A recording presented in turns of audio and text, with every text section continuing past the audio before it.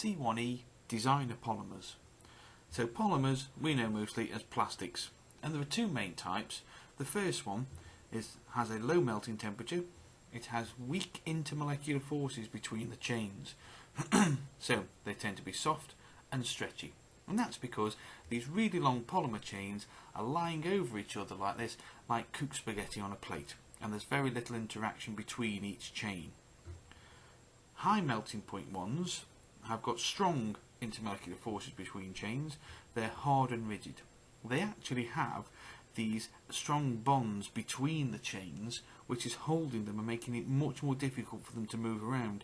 So these ones form the much more harder plastics that we find. So we can have a thermosetting plastic like this, or a thermosoftening plastic like this. These ones can be heated and melted. The thermosetting plastics, once they're heated and set, if you try and reheat them to melt them, they'll actually burn before they'll melt.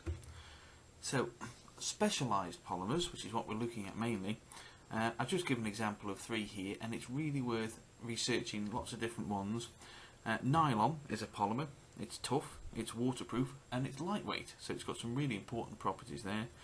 Gore-Tex, which is a registered trademark, has all the properties of nylon, but because of the way it's been stretched, it actually has tiny little holes in it, and it's breathable.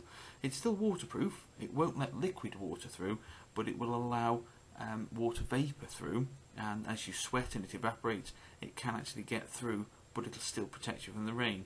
And an example here, PTFE, which is polytetrafluoroethene, is a non-stick coating. So if you have non-stick frying pans and so on, it'll have this polymer on it.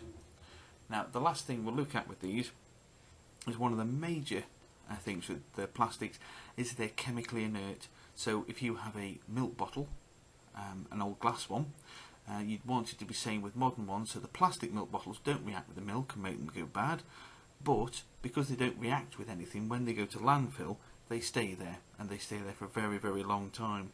So one of the ideas that are being researched now, and it's happening in carrier bags and many other plastics that we see, is they're biodegradable. So once they go to landfill, through bacterial action, they will break down and not be there for generations to come.